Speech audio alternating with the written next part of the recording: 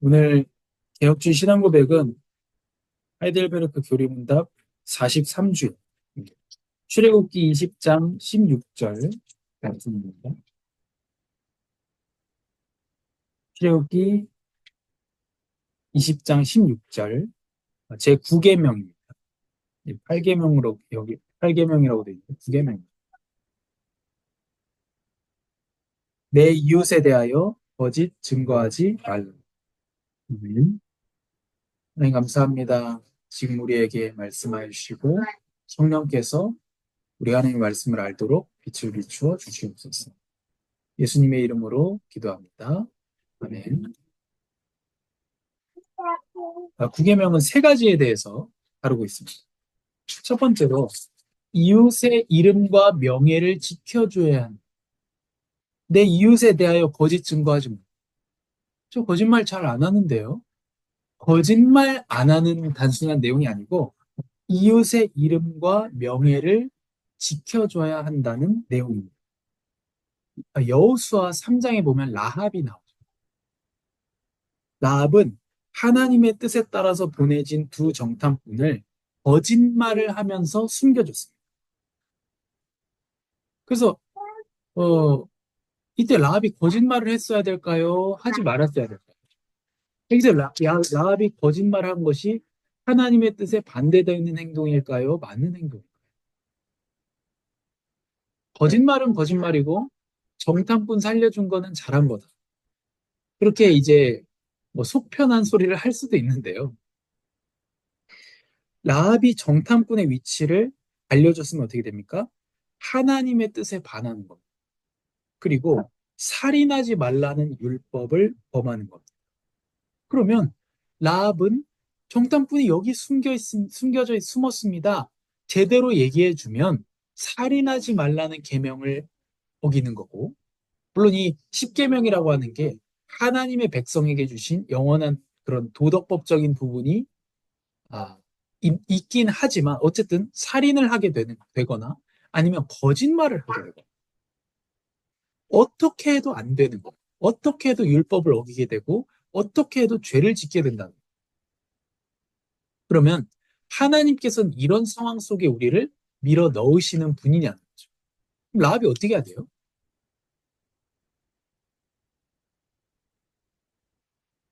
여기서 아, 중요한 점은 뭐냐면요.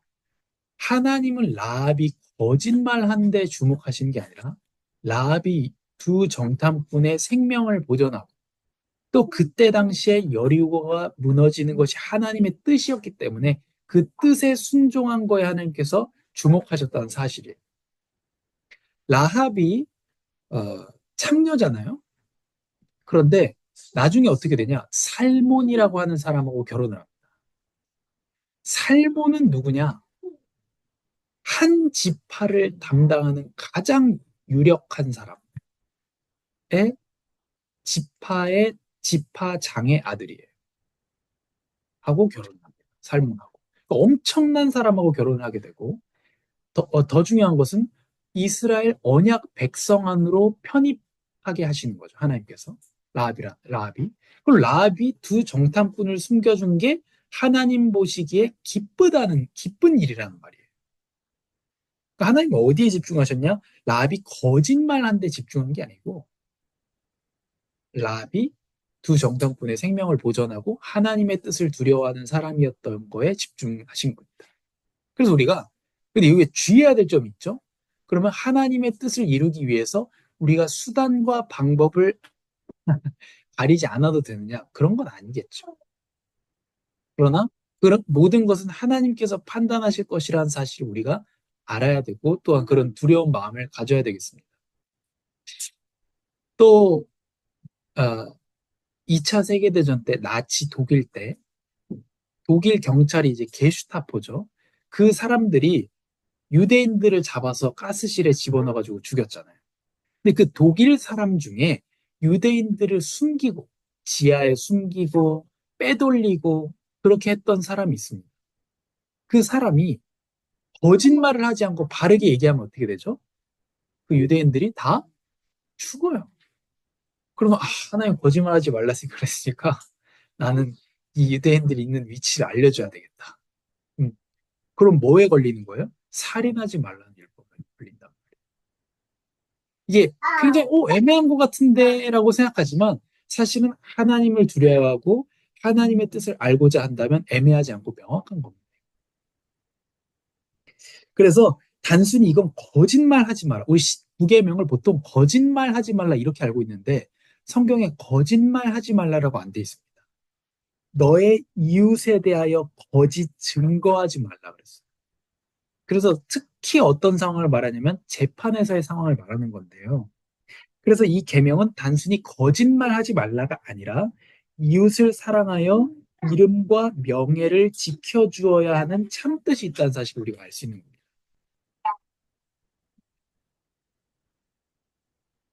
두 번째로 이 계명의 뜻은 진리 자체를 추구해야 되는 것을 말하고 있습니다.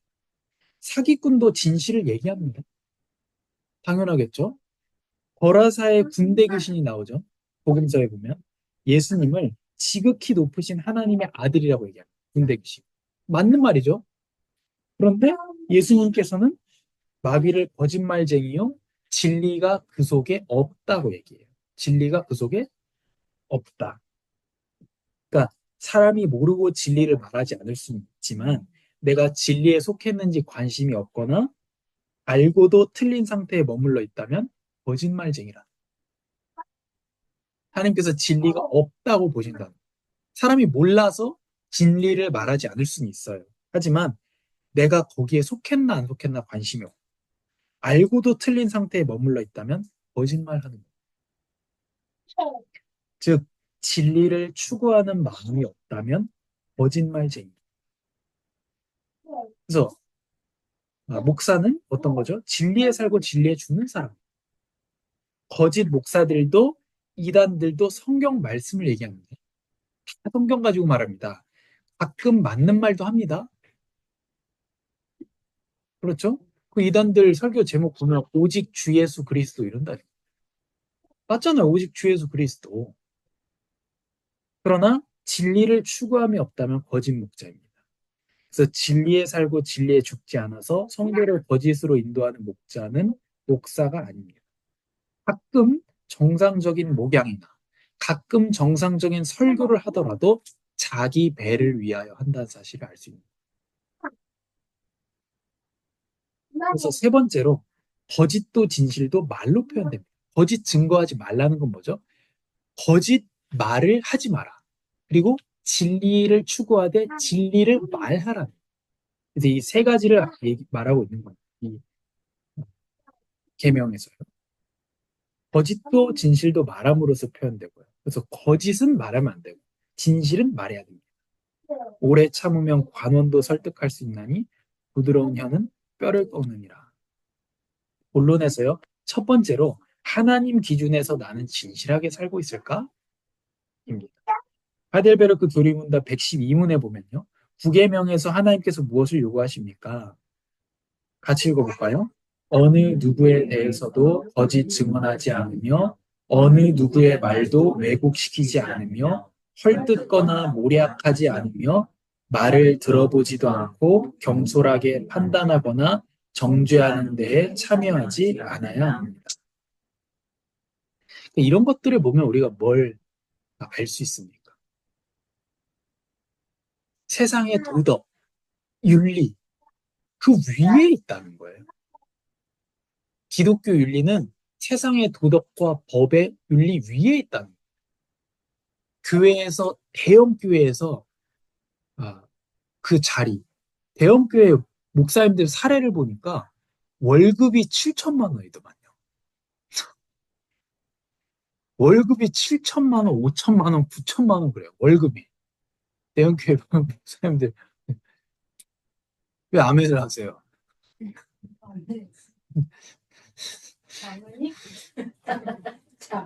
그래서 아, 그러니까 어떻게 하죠? 당연히 아들 물려줘야죠.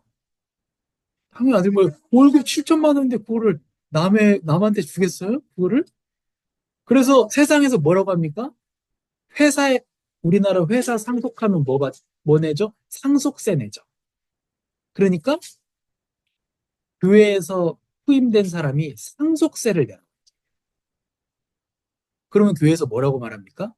교회는 회사가 아니다. 이렇게 얘기해요. 근데 자기는 왜 자기 아들 물려줬죠? 상속의 개념으로 물려준 거죠. 세상에서 교회가 회사가 아닌 걸 모릅니까? 근데 왜 그런 걸 교회에 요구하죠?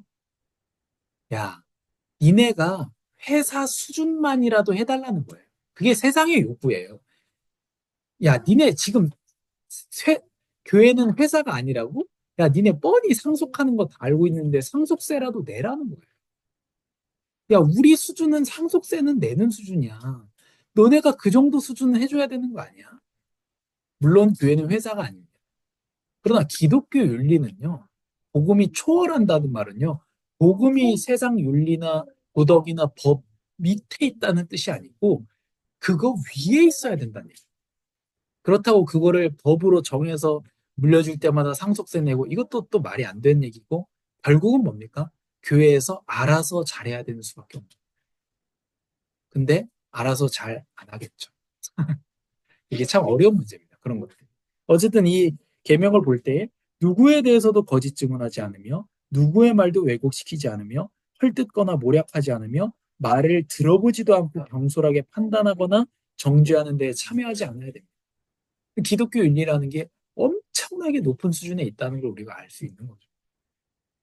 여호와여 주의 장막에 머무를 자 누구오며 주의 성산에 사는 자 누구오며 하나님의 나라에 어울리는 사람은 누구입니까? 정직하게 행하며 공의를 실천하며 그의 마음에 진실을 말하며 그의 혀로 남을 허물하지 아니하고 그의 이웃에게 악을 행하지 아니하며 그의 이웃을 비방하지 아니하며 그의 눈은 망령된 자를 멸시하며 여호와를 두려워하는 자들을 존대하며 그의 마음에 서원한 것은 해로울지라도 변하지 아니하며 마음에 정한 것 하나님 앞에 이렇게 하겠습니다 한 것은 자기한테 손해가 돼도 변하지 않는다. 그런 사람이 뭐라고요? 하나님 나라에 어울리는 사람. 이자를 받으려고 돈을 꾸어주지 아니하며 뇌물을 받고 무죄한 자를 해하지 아니하는 자입니다. 이자를 받으려고 돈을 꾸어주지 아니하며 자 예금 다 해지하세요. 적금 다 해지하세요. 이자를 받으려고 돈을 꾸어주지 아니하려죠. 성경에서 빚을 지지 말라고 합니다. 왜 지지 말라고 하죠? 내가 빚을 지는 순간 이 체주의 종이 되기 때문에 묶이기 때문에 내가 하나님한테 묶여야 돼. 근데 돈을 빌리는 순간 이 사람의 리듬에 맞춰야 돼요. 나한테 돈을 빌려준 사람의 리듬에 맞춰야 됩니다. 그래서 하나님의 리듬, 내가 하나님에게 붙들려서 살기가 어려워져요. 빚을 지게 됩니다. 그 연유로, 그 이유로 빚을 지지 말라는 거예요. 왜 이자를 받지 말라고 합니까? 다른 사람이 하나님한테 속해야 되는데 그 사람을 묶어버리지 말고 부당이득을 취하지 말라는 거예요. 그럼 은행에 예금합니다. 은행에 예금 넣고 적금 넣으면 은행이 우리에게 묶이나요? 은행이 전혀 묶이지 않습니다. 예금, 적금 아무 상관없어요. 왜냐면 그렇게 얘기하는 목사님들이 있어서 그래요. 그럼 이자 받으려고 돈 구워주지 말래잖아요. 우리가 예금하는 게 뭐예요? 은행에 돈 빌려주는 거잖아요. 우리가 예금한다고 해서 몇백만 원, 몇천만 원, 몇억 예금한다고 해서 막 신한은행이 막 휘청휘청하나요? 그렇지 않습니다. 오히려 좋아하죠. 우리 예금하면. 그거 가지고 또 돈 빌려줘야 되니까. 그래서 하나님 말씀을 볼 때에 무슨 얘기하는지를 생각을 해야 합니다. 이 말씀 읽고 가가지고 다 예금 해지하고 그런 사람이 실제로 많이 있다는 거예요. 아무튼 뇌물을 받고 무죄한 자를 해하지 아니하는 자이니 이런 일을 행하는 자는 어떻습니까? 영원히 흔들리지 않아요. 하나님 기뻐하시고 사람이 또 기뻐하시는 사람이기 때문에 그렇습니다. 이런 사람은 흔들리지 않죠.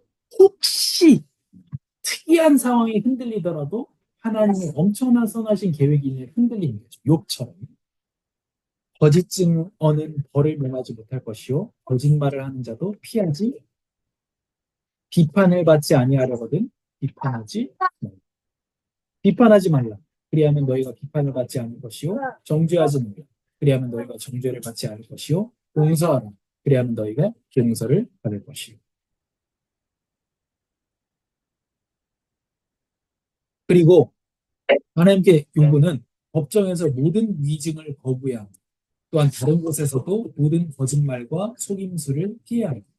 이것들은 마귀, 그러니까 위증하고 거짓말하는 것은 마귀의 일입니다. 하나님의 무서운 진노를 초래합니다. 너희는 도둑질하지 말며 속이지 말며 서로 거짓말하지 말며 너희는 내 이름으로 거짓 맹세함으로 내 하나님의 이름을 욕되게 하지 말라. 나는 여호와. 거짓 입술은 저밖에 미움을 받아도 진실하게 행하는 자는 그의 기뻐하심을 받는다. 의인은 거짓말을 미워하나 악인은 행위가 흉악하여 부끄러운 데에 이르느니라. 그래서 너희는 너희 아비 마귀에게서 났으니 너희 아비의 욕심대로 행하고자 하느니라. 그는 처음부터 살인한 자요 진리가 그 속에 없으므로 진리에 서지 못하고 거짓을 말할 때마다 제 것으로 말하나니 이는 그가 거짓말쟁이요 거짓의 아비가 되었습니다. 여기 거짓말하는 이유로 뭐를 밝히고 있습니까? 왜 거짓말합니까? 진리가 그 속에 없습니다. 그럼 진리가 없는 사람은 어떻습니까? 거짓을 말할 수밖에 없다는 거예요. 진리가 없는 사람은 바른 말을 하고 싶어도 진리가 없기 때문에 거짓말밖에 할 수 없다는 것이고요. 거짓말하는 건 뭡니까? 마귀의 일을 하는 겁니다. 그 성도가 거짓말하는 데에 대해서 어, 좀 어떤 두려운 마음을 가져야 되겠죠. 그러나 두려워하는 자들과 믿지 아니하는 자들과 흉악한 자들과 살인자들과 음행하는 자들과 점술가들과 우상숭배자들과 거짓말하는 모든 자들은 불과 유황으로 타는 못에 던져지리니 이것이 둘째 사망이라. 여기에 거짓말하는 모든 자들. 그러면 적극적으로는 어떻게 해야 됩니까? 오직 진리를 사랑하고 진실을 말하며 그것을 공적으로 인정해야 합니다. 불의를 기뻐하지 아니하며 진리와 함께 기뻐하고 진리와 함께 기뻐하고 진리가 선포될 때 기뻐하는 것입니다. 그런즉 거짓을 버리고 각각 그 이웃과 더불어 참된 것을 말하라. 이는 우리가 서로 지체가 됩니다.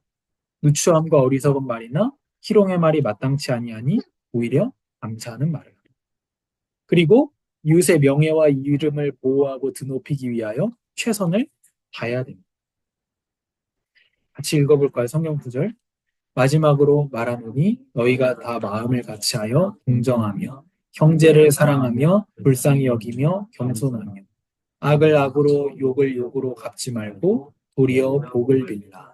이를 위하여 너희가 부르심을 받았으니 이는 복을 이어받게 하려 하십니다. 무엇보다 뜨겁게 서로 사랑할지니 사랑은 허다한 죄를 덮는. 아멘. 근데 이 말씀이 참 너무나 아름답죠. 이런 걸 볼 때마다 참 하나님이 만드신 세계, 하나님의 말씀이 굉장히 아름답다고 이렇게 느껴집니다. 또 얼마나 반대로 또 얼마나 내가 추악한 사람인가 그런 것들 하나의 말씀을 볼 때 더 드러나게 됩니다. 이 율법의 요구에 우리는 미치지 못하고 무엇보다 참 진리인 하나님과 예수님을 모르고 살아왔기 때문에 거짓말쟁이였습니다. 그래서 저도 거짓말쟁이, 성도님들도 다 거짓말쟁이.